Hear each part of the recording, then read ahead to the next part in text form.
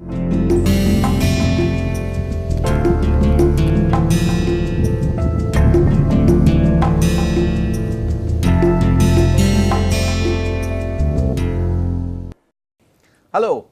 welcome to the fourth session of the second week of our course Product Lifecycle Marketing Management Part 2, in which we are discussing product lifecycle management. In the previous session, Dr. Mishra has introduced to you the product lifecycle concept, and we were discussing about the evolutionary nature of marketing at different stages of the product life cycle. We also started discussing then the particular emphasis that need to be paid and the different attention, resource allocation strategies required at the early stage. So, today I think Dr. Mishra will continue on the finer points about the marketing strategy needs at the early stage, at the introduction stage.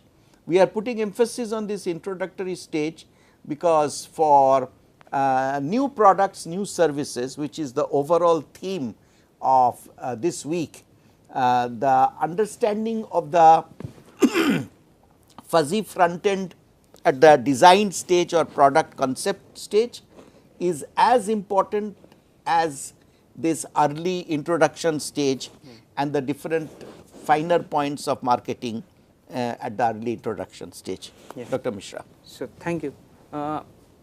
We started talking about the introduction stage, and the introduction stage we have talked about the characteristics of this introduction stage, like you have technical problems, you are ramping up your production facilities so that you cater to the needs of the market, and you are filling your dealers inventory and the push pull strategy and in this entire thing you will see that you have to resolve the technical issues or whatever the problems are there in this, and you have to incur probably a lot of resources in promoting the product. So, these were some of the important characteristics of the introduction stage, and now I would like to introduce this choice probably, or I mean, like whether you should enter into the market as the first one or probably you should be the follower. So, there is a lot of debate in the academic community whether the one who basically enters into the market first, commonly known as a first mover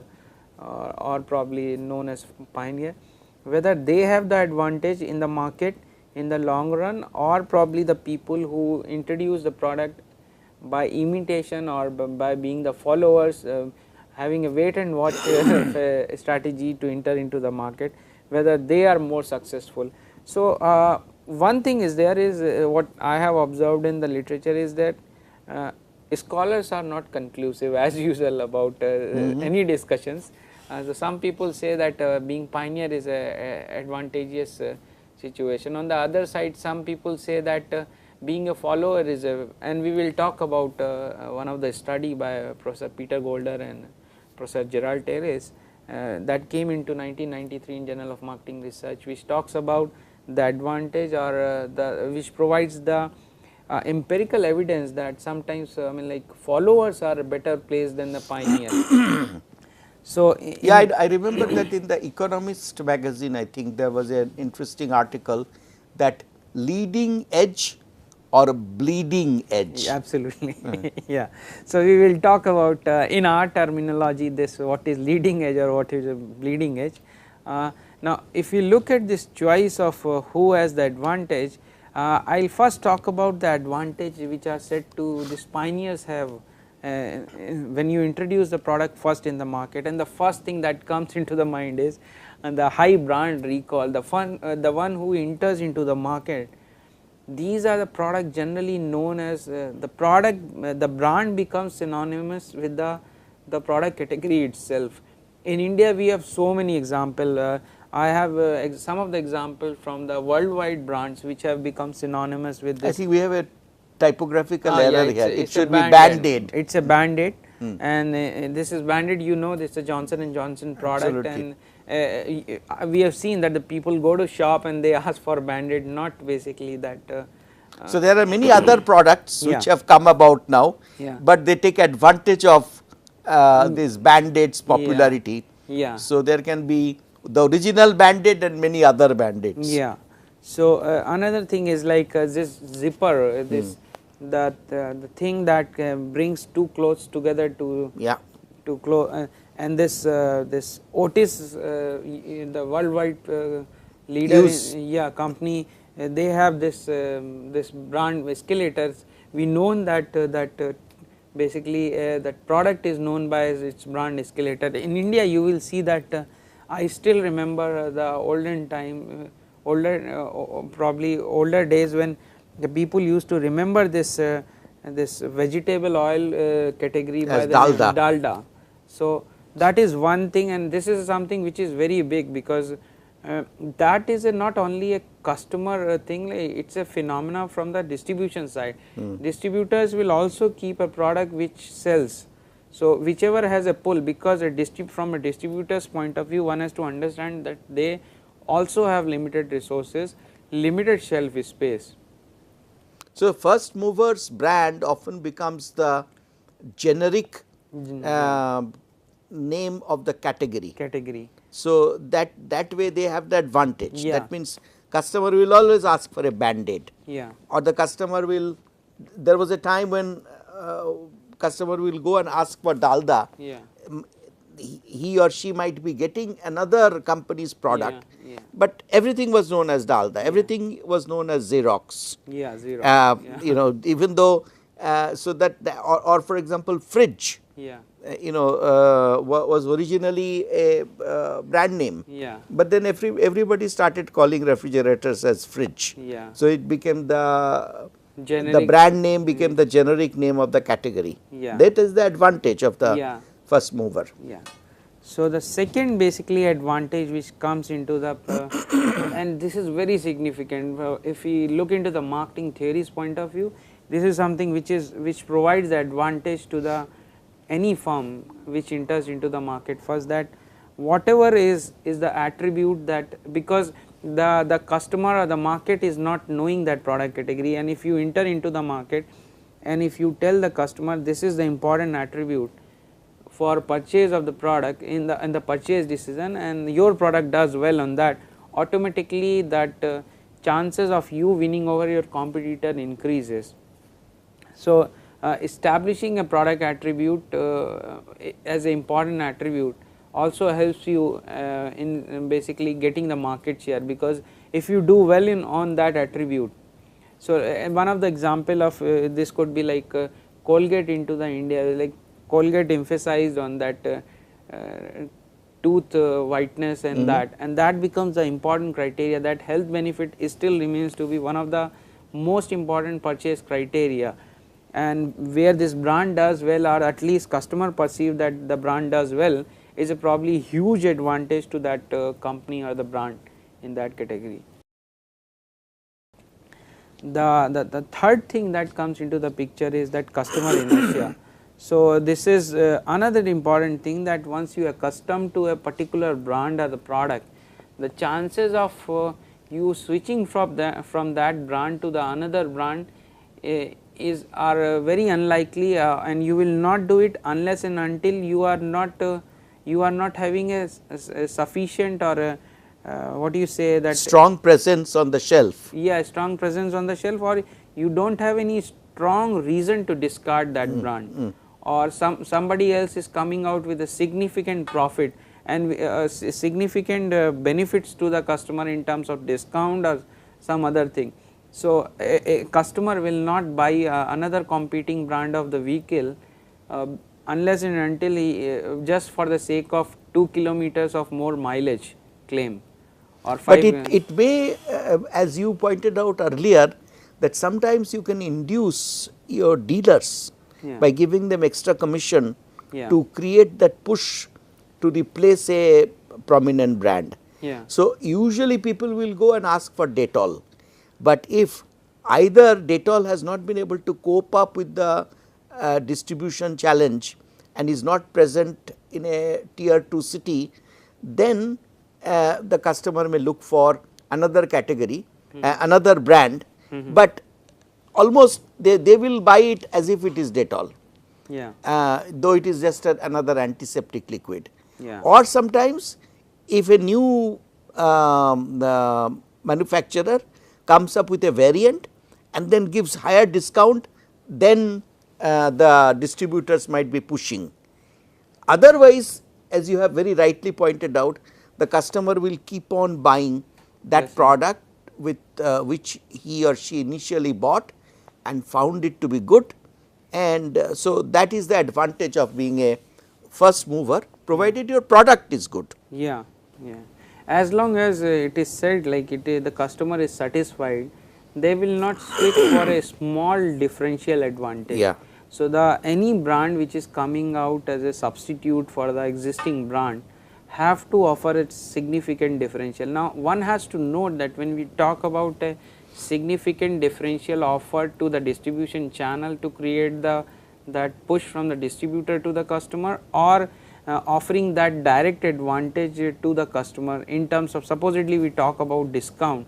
So the discount or the higher margin offered to the distributor or probably discount offered to a customer is going to come from at the expense of the unit profitability of each unit being sold. So that means that could be sometimes detrimental to the competing firm also.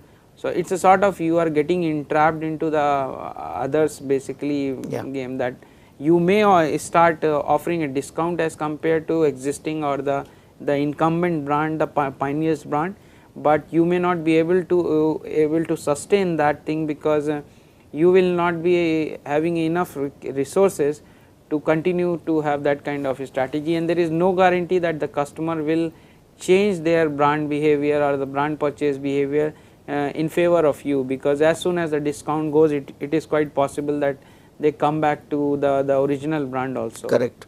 And sometimes the original pioneer brand can do good marketing strategy and permanently give the discounting challenger a position can be created that they will always be considered as the option B. Yes. And the basically fourth important advantage these people have is that pioneers is said to have is that since you are the first in the market, and we talked about in the previous session about how the sales progress in the introduction stage or any, and we talked about the fixed cost. Now the one who has the larger number of sales, sales unit, can spread that fixed cost absolutely on a larger unit sales. That means your unit fixed cost or your over total cost is cost of production is, or the overall cost in terms of the marketing cost also, if you have a larger sales, you can spread the fixed cost over those large number of units and your cost is less as compared to your competitors. So there are some of the companies which are said to basically they adopt this strategy that when they bring the product in the market, they will keep the prices high and they will keep on bringing the prices down. Probably Texas Instrument follow in some of the product category this kind even of Apple for their iPhone they follow this. So their cost goes down as they reach on the higher levels of the production. On the other side, the customer who another competitor who begins with a lower sales level, for them to compete at that kind of reduction in the price level is something which is very difficult. So those could be the hard times for the competitors if your pioneers have that very significant the advantage of economies of scale. And then yes, you can have the technological leadership which you have talked about, that if you bring the product, you are synonymous with probably the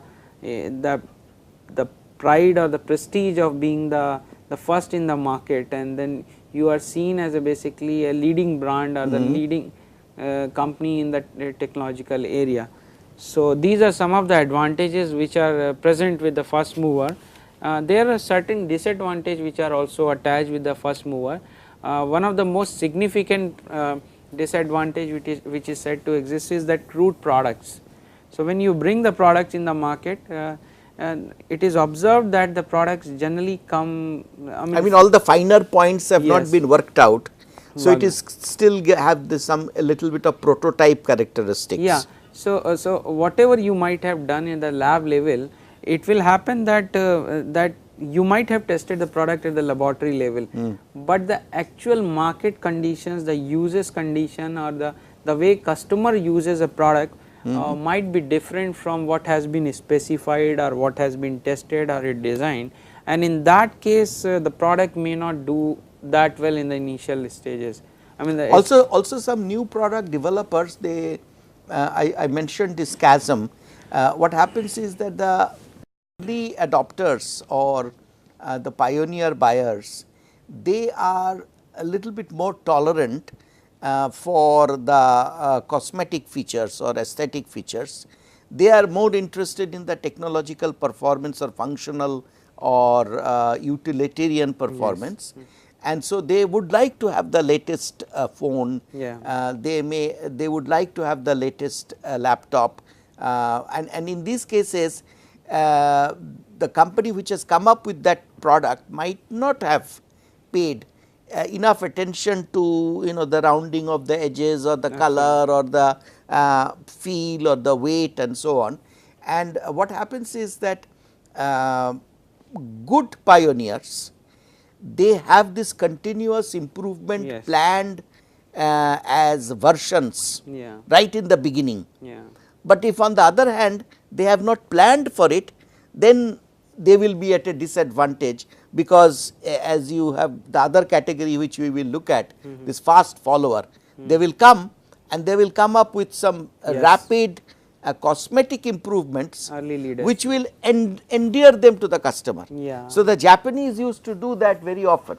Yeah. Like the original breakthrough products came in America, but the American products were not that finely value engineered, not as good in quality yield as the Japanese products. So the Japanese products were followers, but they scored in the market. Yeah. Yeah. Because the product appeared to be less crude. Yeah. The next thing is improper positioning. What is the better example than Tata Nano? We have already discussed. Tata came out with this Tata Nano, and then they have positioned it as a people's car, and then it was labeled as a cheap car. So this, you do not know exactly how the what you are thinking to position and how the market is going to receive, and that absolutely no idea about being market reaction is probably a disadvantage. On the other side, if you look at the early leaders or the followers, they can see the market response, and all those some kind of feedback or idea about how the market reacts is known. So this is another advantage. And then one advantage I have written is earlier arrival, is that you reach to the market, you take the product to the market before the time or the market is ready to accept. Before the demand has really. Yeah, before the demand has actually materialized, or the people have realized. Or the early majority not yet arrived. Ready, yeah, yeah. Not yet ready. Ready, yeah. And the last thing is that lack of resources to compete big firms. So this is another thing which I would like to highlight here, is that sometimes or many times this small time entrepreneurial firms, they will face this problem that if your product is, you are basically a pioneer, you brought a very good technological advancement into the market. I mean the significant movement or development in the technology, those efforts have gone. So your product is good from the technology side, but you do not have a market power or the resources or the cooperation or the strength of a brand to compete with the followers. So some of these things like the market power or the efficiency of or the effectiveness of the marketing function, which probably an existing incumbent firms may already have, that could be a hurdle for this pioneers in the market. And the last thing is that which is observed in this large organization is the organizational inertia. So organizational inertia is that as you were saying, like the firm has to continuously innovate. Now what happens is a company which brings the product first in the market and tastes the success in the market, many times it happens that there is some kind of complacency seeps into the organization, Right. and that basically makes them not to bring new product into the market or bring continuous improvement into the product, keep learning, and then probably bring the better versions so that the majority in the market can accept the product. So that is why what you talked about, that valley of death and all those things also comes into the picture. And these are the things, these are some of the important disadvantages which exist with the pioneers.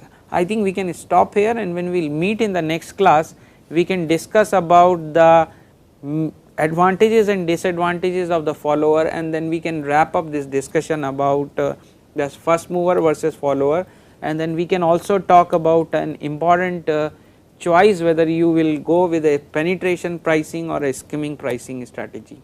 I thought we can also therefore in the next session discuss a case which is a very nice one for this first mover versus follower. Yeah. Is this case of paper boat. Absolutely. And which now we have a fast follower Yeah. from Dabur. Yeah. So, Dabur has actually leveraged their Hajmola brand, Yeah. and have come up with this those beverages which are exactly like the paper boat beverages, Yeah. harping on nostalgia and emotion. And they have copied in a, I will use the word copy within quotes, that they have, Dabur has come up with similar packaging, Dabur has come up with similar beverage varieties. So, they they have come up with a little bit smaller package with a little bit lesser price, and it is an interesting battle playing out right in front of us, that whether paper boat will succeed as a first mover, Yeah. and will continue to battle this threat coming from a much bigger competitor, Yes, which is absolutely. Dabur. So, all these concepts get illustrated in that So, maybe case. we will discuss that, Yeah. and we will ask you the people who are attending this course to make your own observation in your Yeah. own marketplace, that how this battle between paper boat and Dabur, Hajmola Yodel is playing out. Yeah. Okay. Okay. Thank you very much.